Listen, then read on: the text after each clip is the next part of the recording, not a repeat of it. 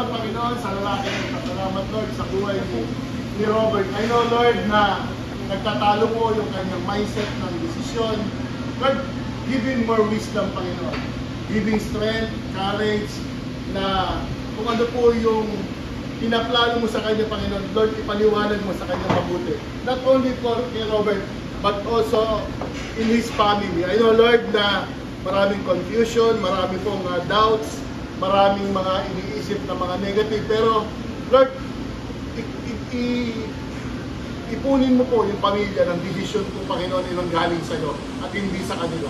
Lord, continue to bless him Lord, continue to guide him, continue to protect him Lord sa lahat ng kanyang desisyon, sa lahat ng kanyang mga bagay na gagawin para sa mga bagay na susunod pa Panginoon. Lord, protect this family, kasaway family Panginoon. In Jesus' name, Amen. Amen. Happy birthday to you.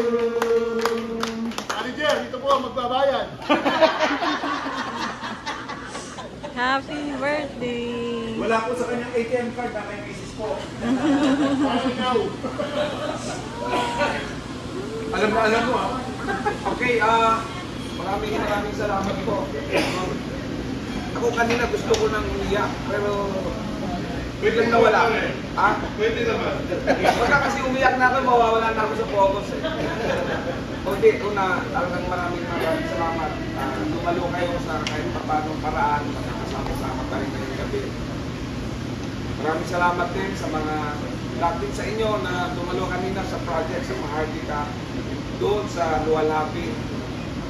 Alam nyo, talagang ever since pagka po hindi kami nakapunta doon sa loob ng isang taon, parang lagi ko nakikita. So, kailangan talaga, sabi ko, kailangan pupunta kami doon.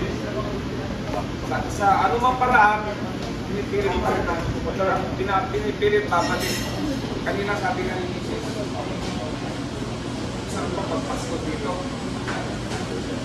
Sabi ko, bahala na. May pagdating po doon sa aspeto ng pagtakbo,